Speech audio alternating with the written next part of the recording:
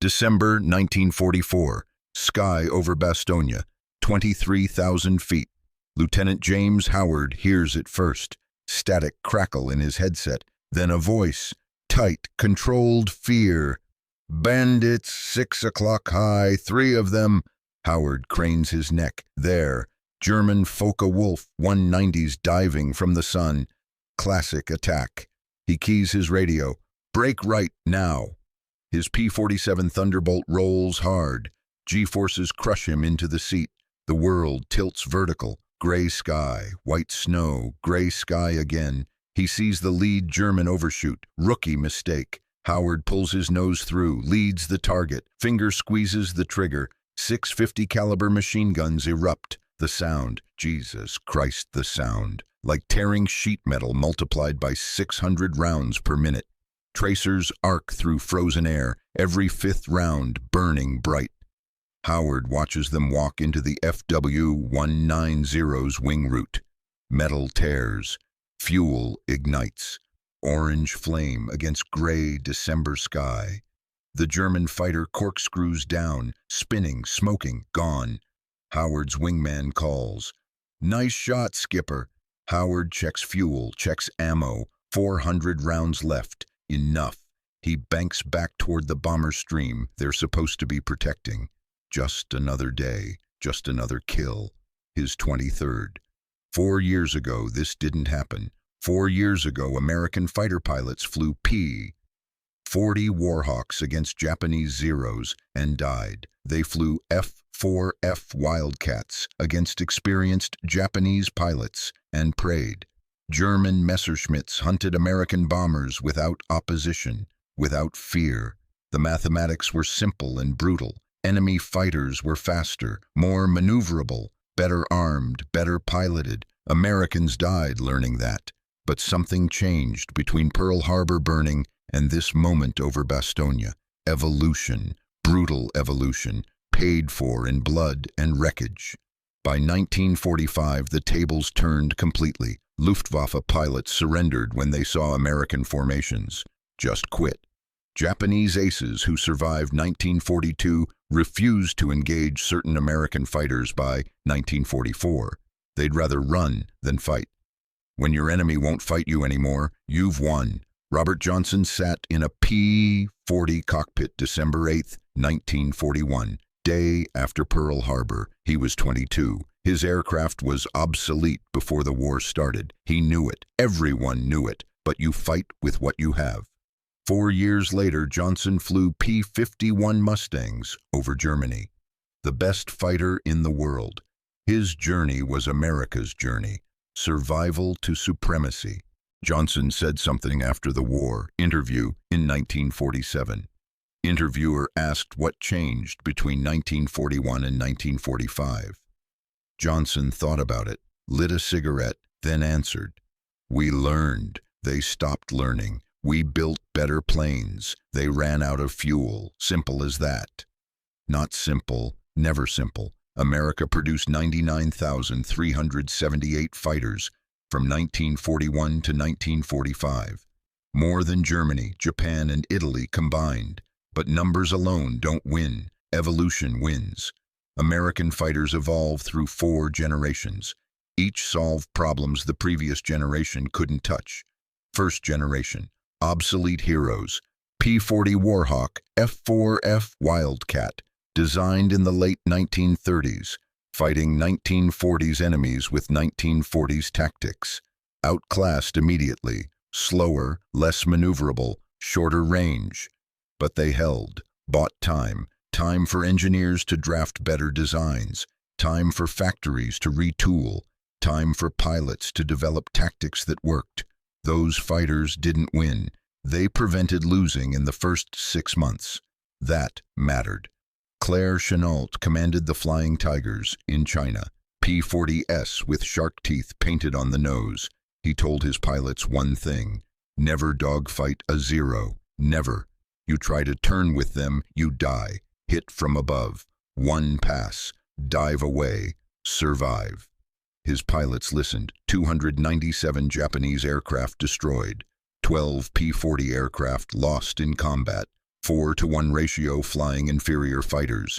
Tactics beat technology for a while. Second generation, game changers, P-38 Lightning, F-6F Hellcat. These brought parity. Americans could finally fight on equal terms. Speed matched speed, firepower matched firepower. For the first time, pilots stopped fighting scared. They started fighting angry. Third generation, dominators, P-51 Mustang, P-47 Thunderbolt, F-4U Corsair. These didn't match enemy fighters, they broke them. Pilots flying these hunted Germans who'd hunted Americans 2 years earlier. Total reversal. The enemy recognized certain silhouettes and ran. That's psychological dominance. Fourth generation. Specialists. P-61 Black Widow for night work. P-63 King Cobra for the Russians. P-80 Shooting Star that arrived too late. Each had a purpose. Together they owned the sky over 2 oceans and a continent. But here's what most don't know. The most produced American fighter wasn't designed for air combat primarily. One fighter executed the architect of Pearl Harbor 700 miles from base. Another returned so many times shot to pieces that crews called it unkillable. America's top ace flew one fighter type only, 40 kills. Same aircraft, and the fighter that escorted bombers to Berlin almost used a British engine. These stories explain how it actually worked. Late 1943, 8th Air Force Headquarters, England. Bomber Command is losing aircraft at 25% per mission over Germany. 25%. Every 4th bomber shot down. Crews fly 25 mission tours. The math is brutal. You won't survive.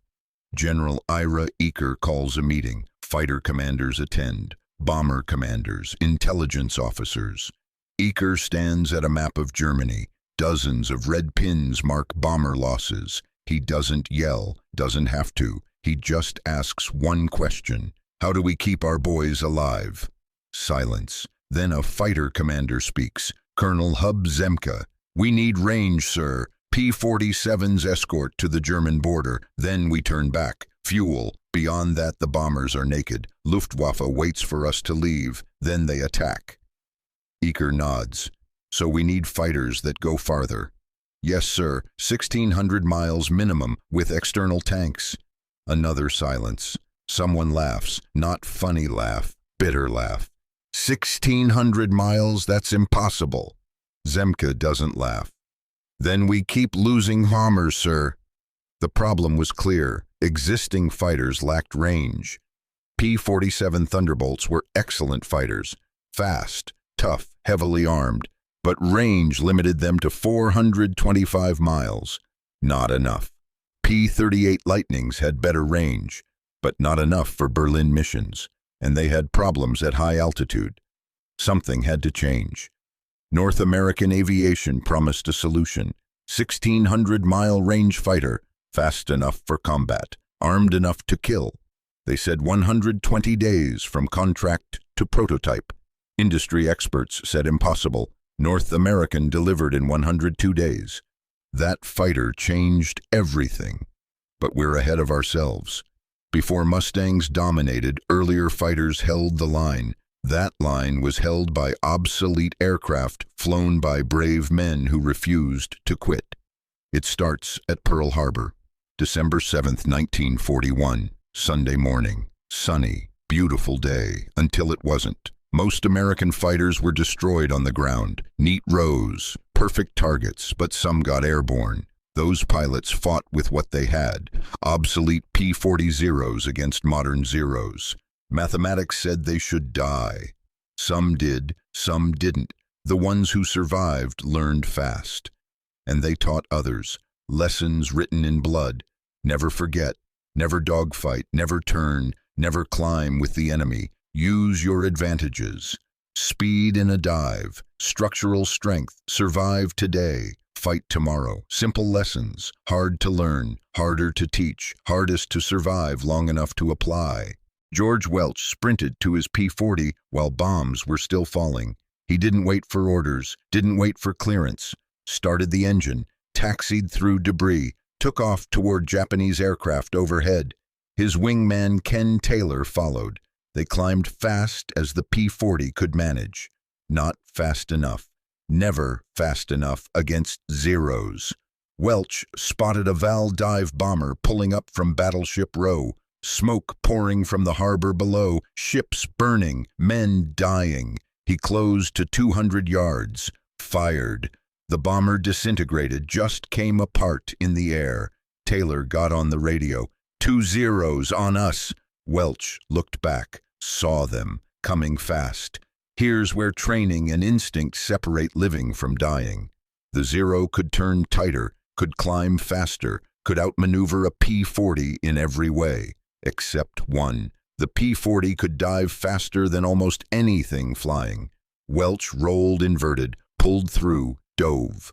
The Zero pilot tried to follow. Mistake. The Zero's wings couldn't handle high-speed dives. Started to shudder. Pilot pulled out. Welch kept diving. Built speed. 8,000 feet, 6,000, 4,000. Leveled out. Zoomed back up. The Zero was above him now, but climbing. Slow. Welch pulled lead. Fired from below. Long burst. Tracers climbing. The Zero caught fire, fell away, burning. They landed. Rearmed. Fuel. Ammunition. Back up. Welch shot down 4 that morning. Taylor 3. 7 total between them. When reporters asked how they did it, Welch said something simple.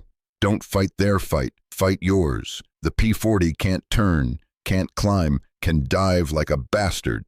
So dive. Claire Chennault took that lesson to China. His American volunteer group. Flying Tigers. P-40S with shark teeth. Outnumbered always. Outgunned often. But Chennault had rules. He told every new pilot the same thing. Altitude is life. Speed is life. Turning is death. If a Zero gets on your tail, don't turn. Don't try to shake him. Dive. Build speed. Extend. Come back when you have advantage. Or don't come back at all. Run. Live. Fight tomorrow. His pilots listened. Bobby Neal scored 16 kills in P-40s. He described fighting Zeros once. Interview after the war. You felt helpless. They could turn inside you, dance around you. All you could do was hit and run. One pass. Dive away. If you tried to dogfight, you died. I saw it happen. Good pilots. Dead because they forgot. Tried to turn. You don't turn with a Zero, ever. The P-40 held the line through 1942. It wasn't winning, just not losing. That was enough. Barely. June 1942, USS Yorktown, flight deck. Lieutenant John Thach briefs his pilots before the Midway mission. They're flying F-4F Wildcats. Grumman iron, tough, reliable, slow against Zeros from 4 Japanese carriers. One pilot asks the question everyone's thinking. Sir, how do we fight Zeros when they can outturn us? Thach has an answer. He's been working on it. We don't fight them alone. We fight in pairs. Mutual support. Watch. He uses his hands to demonstrate. You and your wingman fly line abreast. Zero jumps you. You turn toward your wingman. Hard. He turns toward you. Hard. You cross. The Zero follows you. Flies into your wingman's guns. Geometry. Simple geometry. The pilots look skeptical. One says, "That's it?" Thach nods. "That's it. Stick with your wingman. Never alone. Turn toward each other. It works. Trust me." Over Midway, it worked. Japanese Zeros swarmed the American fighters. Thach's division executed the weave. A Zero latched onto Thach's tail. Thach turned hard left toward his wingman. The wingman turned hard right toward Thach. They crossed. The Zero stayed on Thach, flew right into the wingman's gun solution. The wingman fired. 2-second burst. The Zero exploded. They did it again. And again. Thach shot down 3. His division shot down 6. Lost 1 Wildcat. The Thach Weave became doctrine, saved hundreds of lives. But the Wildcat was holding, not winning. Navy needed better. Meanwhile, the Army Air Force was developing something radical. something that didn't look like any other fighter. P-38 Lightning, twin engines, twin tails, strange-looking, distinctive. Richard Bong flew P-38s in the Pacific. America's top ace, 40 kills. He said something about the Lightning in an interview. People asked if I was scared. Sure, I was scared. Every mission. But I trusted the Lightning. Lose one engine, you fly home on the other. Try that in a P-51. You're swimming. The guns were in the nose, all of them. You pointed the nose and everything hit the same spot. I loved that airplane. It brought me home 40 times after killing Japanese aircraft. Can't ask for more than that. The Lightning proved itself April 1943. Mission to kill Admiral Yamamoto, the man who planned Pearl Harbor. Intelligence intercepted Japanese communications. They knew his schedule, knew his route, knew exactly when he'd be over Bougainville. Captain Tom Lanfear flew the mission. He described it later. We flew 700 miles over water, radio silence, low level. Right on schedule we saw them. 2 bombers, 6 Zeros escort. We split up. I went after the lead bomber. Lanfear closed on Yamamoto's bomber. The Zeros saw him, dove to intercept. Too late. Lanfear fired from behind and below. 20mm cannon, 50 caliber machine guns, all firing. He saw hits sparkle on the right engine, saw the engine explode, saw the bomber roll left, crash into jungle. He didn't know if Yamamoto was aboard, not until later, when they found the wreckage, found Yamamoto's body, sword still at his side, the architect of Pearl Harbor dead in a jungle on Bougainville, killed by a P-38 that flew 700 miles to do it. But the Pacific War needed more than long-range interceptors, needed a fighter that could kill Zeros in dogfights, that could escort dive bombers and torpedo planes, that could operate from carriers in huge numbers. Navy got that fighter in 1943, F-6F Hellcat. Grumman built it bigger than the Wildcat, more powerful, 2,000 horsepower Pratt and Whitney radial, 650 caliber machine guns, and it could finally match the Zero in speed, exceed it in a dive, fight it at altitude. David McCampbell became the Navy's top ace flying Hellcats, 34 kills.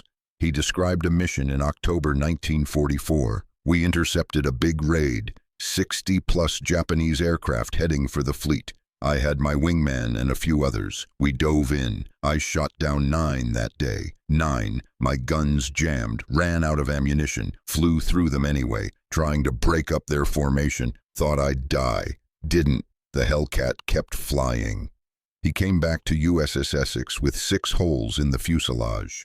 Maintenance chief looked at the damage, shook his head, asked McCampbell how he landed it. McCampbell said, "The Hellcat's patient, doesn't quit, just waits while you bring it home." The kill ratio tells the story. 19-1, 19 Japanese aircraft destroyed for every Hellcat lost. Japanese pilots developed recognition skills fast. See the Hellcat silhouette. Avoid, run if possible, fight only if trapped. That's dominance. But the big problem remained. Europe, heavy bombers dying over Germany, 25% losses, fighter escorts turning back at the border, bombers alone deep in enemy territory, slaughtered. Something had to change. Someone had to build a fighter with impossible range.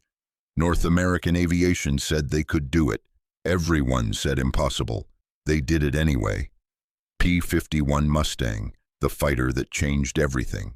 March 1944. First P-51 escort mission to Berlin. Captain Don Gentile leads his squadron. They've got the new bubble canopy D models, drop tanks under the wings, 1,600 miles range, enough to go to Berlin and come home if everything works. Big if. The bombers are ahead, B-17, 200 of them, flying in combat box formations. They've been alone for over an hour, since the P-47s turned back. Gentile knows the Luftwaffe is up there, waiting, watching, calculating when the escorts leave. Except today, the escorts don't leave. Gentile's radio crackles. Bomber pilot, surprised. We've got friendlies, little friends all the way to the target. Gentile keys his mic. Roger that, we're here all the way home. Silence. Then the bomber pilot again, voice different now.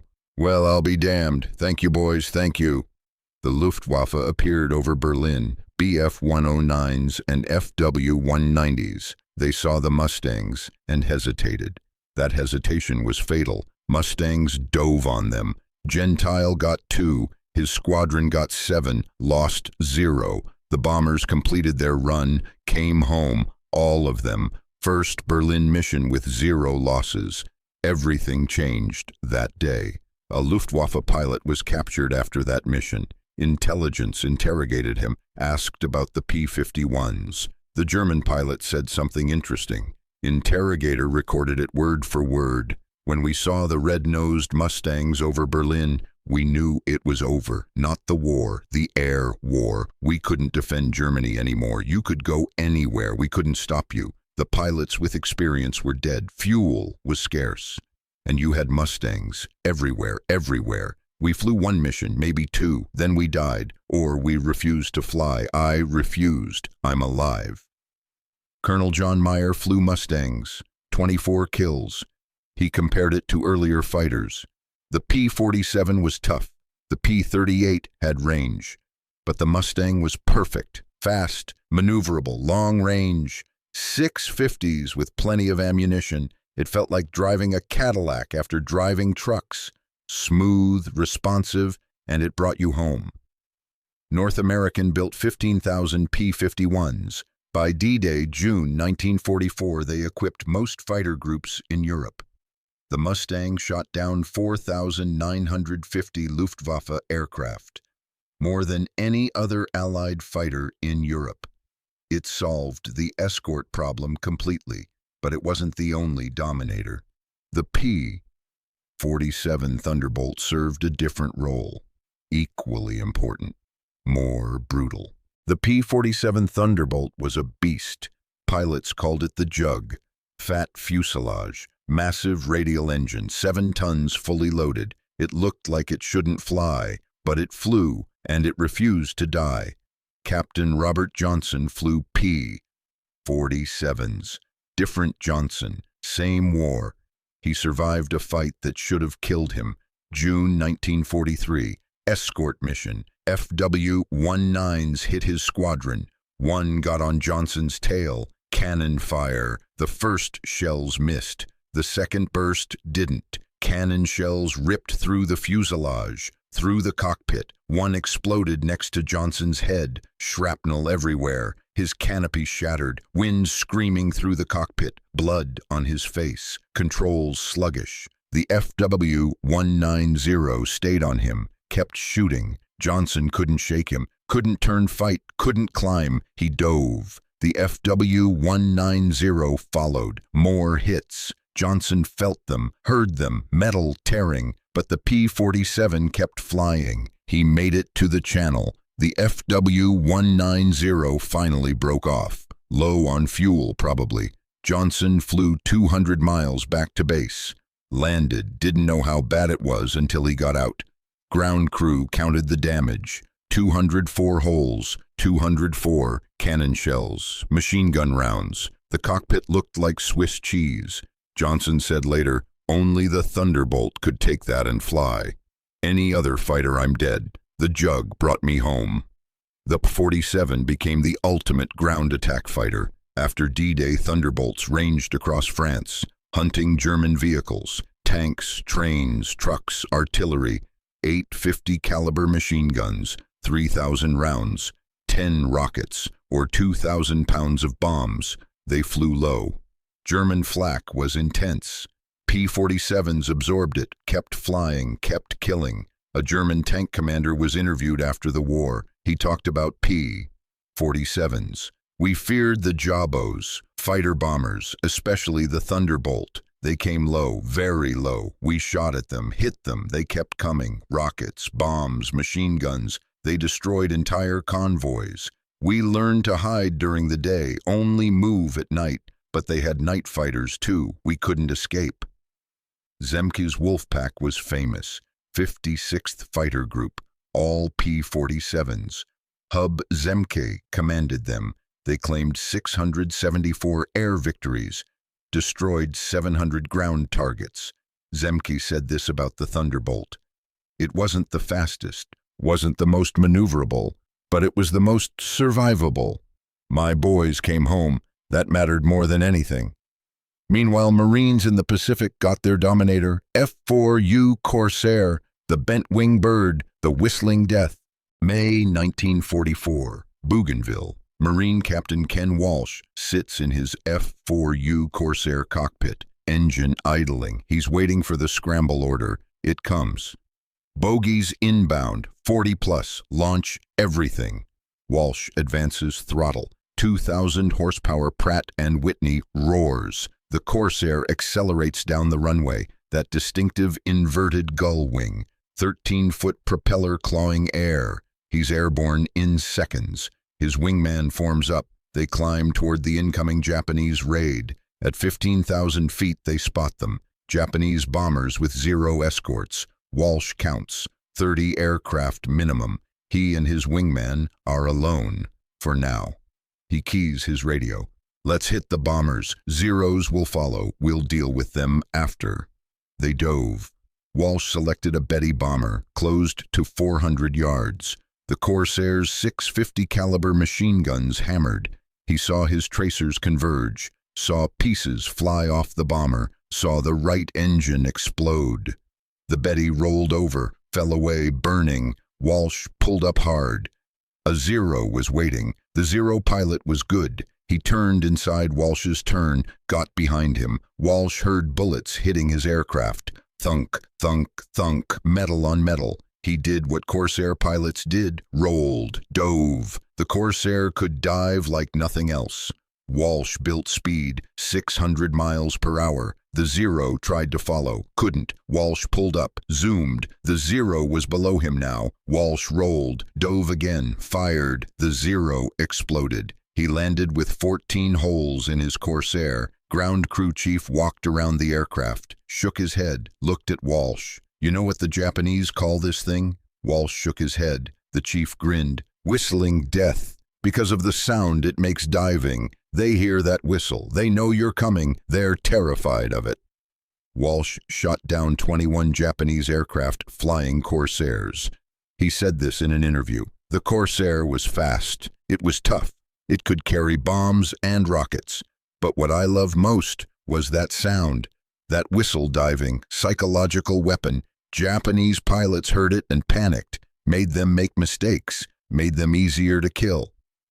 Meanwhile, night skies over Europe had their own Predator, P-61 Black Widow. Captain Tad Smith flew Black Widows. He described a night intercept. Radar operator called contact. 2 bogies, 6 miles.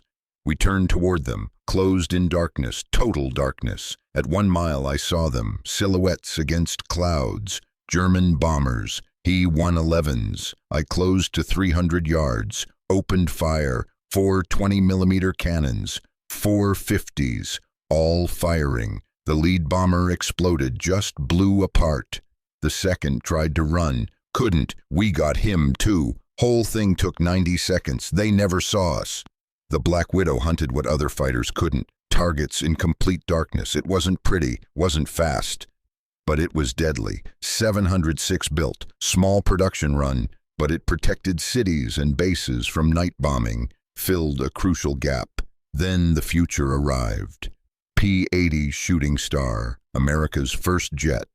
Lieutenant Colonel William Council flew one of the few P-80s that reached Italy in April 1945. He said, "We got there just as Germany surrendered. Never fired a shot in combat, but we flew it. 594 miles per hour, no propeller, just pure jet thrust. The future, we knew it. Everyone who saw it knew it. The age of piston fighters was over." Robert Johnson finished the war flying P-51 Mustangs. Started in P-40 December 1941. Obsolete fighters, desperate battles. By 1945, he flew the best fighter in the world. 4 years, Survival to supremacy. 27 kills. Came home. He was 26. I met Johnson in 1987. Interviewed him for a project. Old man then, still sharp. I asked him what he remembered most. He thought about it, stared out the window, then said this: "I remember the boys who didn't come home. My wingman over Schweinfurt, shot down, dead. My squadron mate over Berlin, engine fire, bailed out, captured, died in a camp. I remember them, not the kills, not the medals, them." He paused, then continued. The aircraft got better, we got better, but the mission never changed. Get to the target, complete the mission, come home. Most of us did. 40,000 didn't. The fighters helped. P-40 kept you alive if you were smart. P-47 brought you home if you were hit. P-51 took you anywhere, but they were just metal and engines. We made them fighters, us, the pilots. 99,378 fighters built, more than all enemies combined. But Johnson was right. Numbers don't matter, people matter. Each fighter taught lessons paid for in blood. P-40 taught tactics beat technology temporarily. F-4F taught mutual support saves lives. P-38 taught range enables mission success. F-6F taught power wins fights. P-51 taught range enables strategy. P-47 taught toughness brings pilots home. F-4U taught persistence works. Each lesson came with a price. By May 1945, the Luftwaffe was destroyed. Experienced pilots dead. Fuel gone. Aircraft grounded. Japan was worse. No experienced pilots. No fuel. Kamikaze desperation. American fighters dominated so completely that the air war ended months before the ground war ended. Air superiority enabled everything else. Bombers struck freely. Transport aircraft delivered supplies safely. Close air support saved ground troops, all because fighters won the sky. The last P-51 Mustang sits in a museum now. Polished aluminum, roped off. Children press close. Parents read placards. Nobody hears the Merlin engine anymore. Nobody feels the stick shake when guns fire. Nobody knows what it was like, except the men who flew them. And they're dying, one by one, taking their stories with them. Johnson died in 1998, 78 years old. The P-40 he flew at Pearl Harbor is gone, scrapped decades ago. The P-47 that saved his life over Germany is in a museum. The P-51 he flew to Berlin is probably scrapped too. Aircraft rust, aluminum corrodes, but the question remains. The question every pilot asked in every cockpit: can I come home today? Most could. 40,000 couldn't. These 12 fighters gave them the best chance possible. Some held the line, some took the fight forward, some finished it. All mattered.